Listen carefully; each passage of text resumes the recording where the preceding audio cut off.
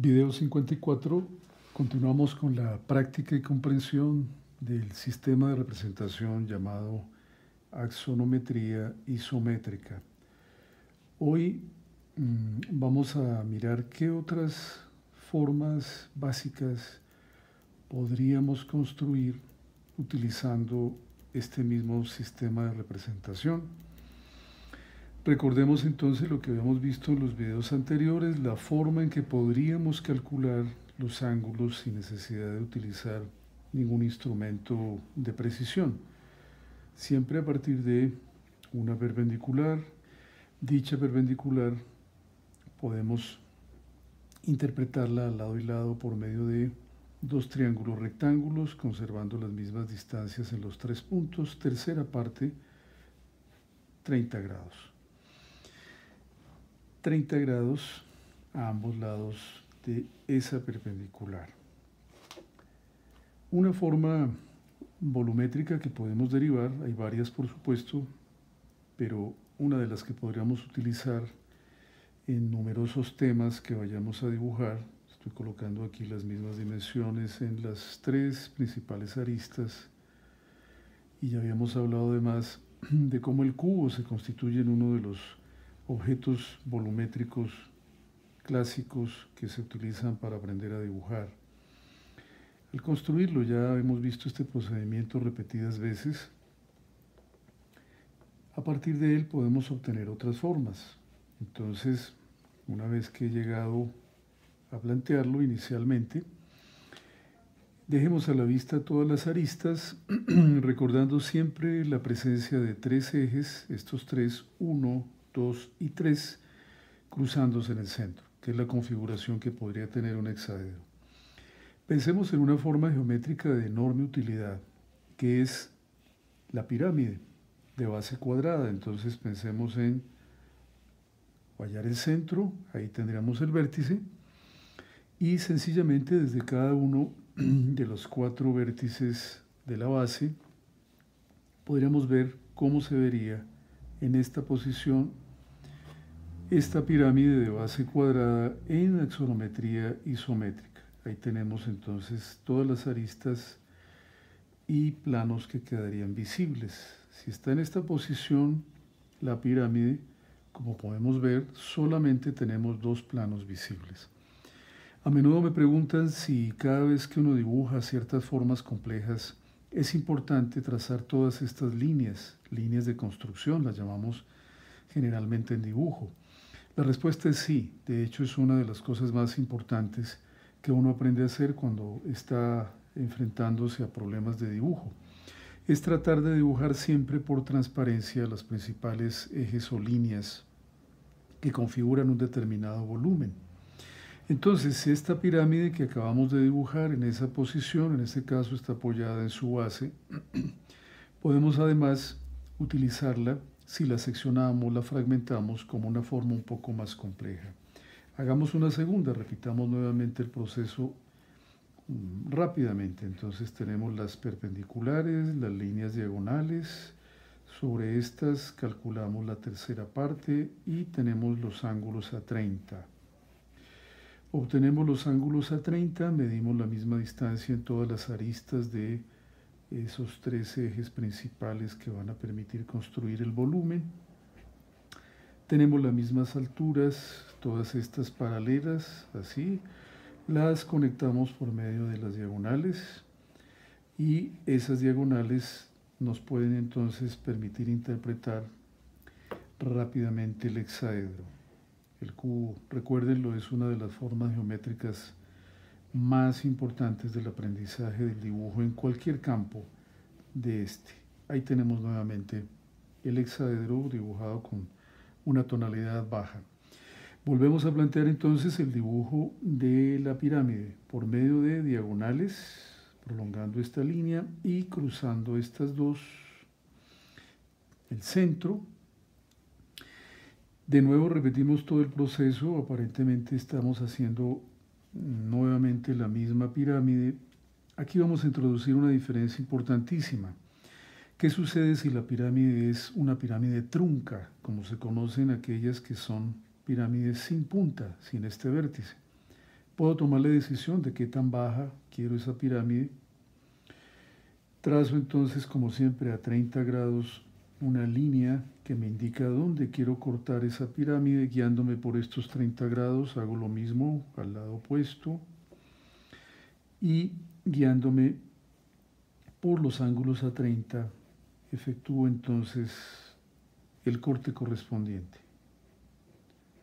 Recuerden el ejercicio del video anterior, video 53, sustracción. Si a esta pirámide le corto la punta, lo que me quedaría probablemente a la vista sería este plano que estoy haciendo con mayor intensidad. Posteriormente hablaremos de las intensidades de las líneas. En este caso estoy usando un trazo denso, independientemente de la posición de la luz, pero eso también requiere un análisis importante. Ahí tenemos entonces una pirámide trunca derivada de una pirámide como la que acabamos de ver en el ejercicio inmediatamente anterior. Ahora, estoy dibujándola en esta dirección. Por supuesto, si la quiero dibujar en cualquiera de las otras direcciones, simplemente hago el mismo procedimiento colocando el vértice en cualquiera de los planos requeridos o inclusive a la inversa, ¿no? Lo que significaría una pirámide cabeza abajo. Junto con la pirámide, pues hay que tener en cuenta que la sustracción y la adición siguen teniendo vigencia. Yo podría imaginarme no solamente que corto de esta manera la pirámide, sino que hago con ella todo tipo de cortes, secciones, etc. Procedimiento repetitivo, nuevamente, una vez más, diagonales, terceras partes, ángulos a 30. Hago siempre la repetición del proceso para que tengamos una mayor capacidad de memorizarlo y acordarnos de lo que hacemos. A fuerza de practicarlo llegará el momento en que no sea necesario hacer estrictamente todas las medidas. Allá se va llegando poco a poco a medida que se practica. Lo más importante es estar permanentemente practicando, dibujando, y en ese sentido nada reemplaza la práctica permanente diaria en lo posible. Ahí tenemos entonces las mismas dimensiones. He repetido el cubo varias veces ya, esta es la tercera en este video. Y supongamos que no se trata de cortar la pirámide como lo acabo de hacer, seccionando la punta. Hagamos otro ejemplo. Uno puede decidir dónde la corta. Siempre con líneas de trazo bajo, intensidad baja. De nuevo, obtengo entonces la pirámide inicial, la clásica, con dos planos a la vista y un vértice puntiagudo. Ahí la tendríamos. Vamos a hacerle dos secciones, entonces esta primera vamos a repetirla, hagámosla un poco más baja para que no quede igual a la anterior.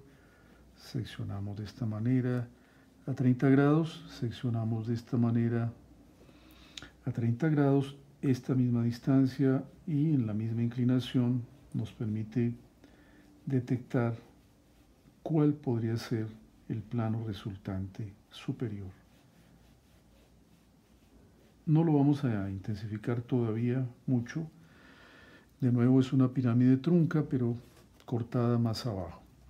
Y adicionalmente a esa pirámide ya truncada voy a quitarle una cuarta parte. Entonces, eje medio,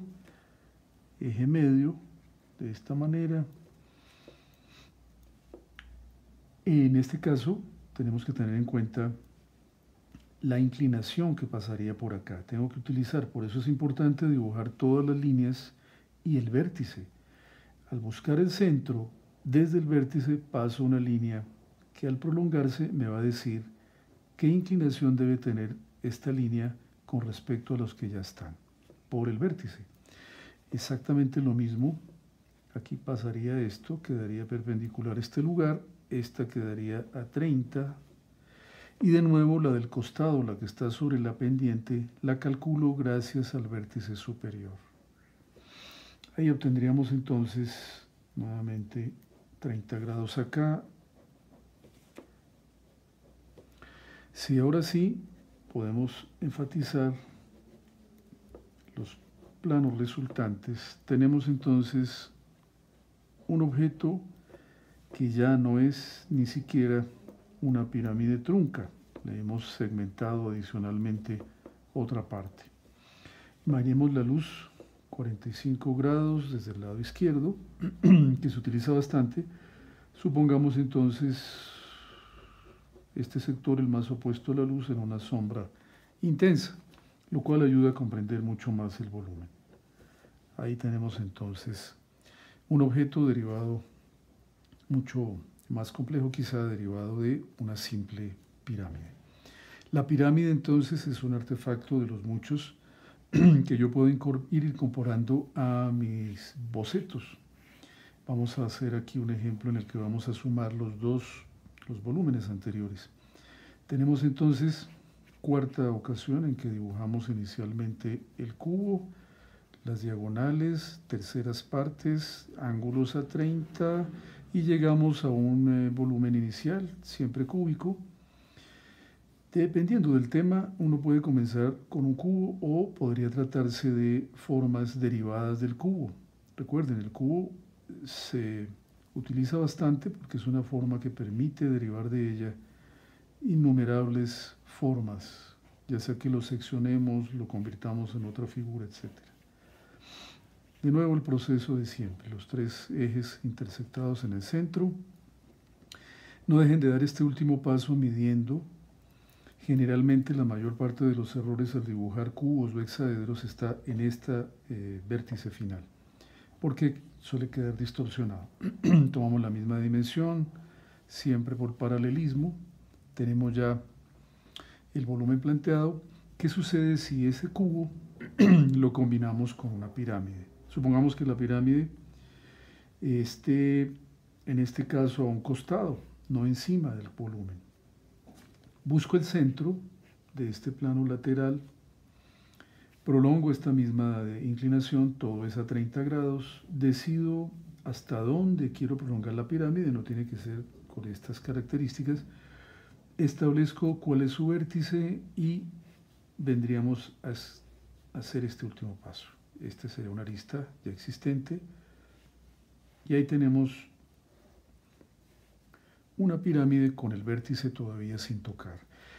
Apliquémosle esta sección, entonces quitémosle la punta. ¿Qué tal si a 30 grados cortamos acá esta misma línea acá a 30, esta misma en la parte posterior a 30, perpendicular, perdón, no a 30, y acá a 30. Hay dos perpendiculares y dos líneas a 30. Y ahí tenemos una combinación de cubo con pirámide truncada en una posición diferente a esta. Y si en la parte de arriba hacemos algo similar, empezamos a hacer una suma de volúmenes que en un momento determinado pueden convertirse en un artefacto real mucho más complejo. Ponemos acá nuevamente la pirámide con el vértice, decidimos qué tan alta quiere que sea, puede ser una pirámide muy puntiaguda y elevada o muy baja y achatada.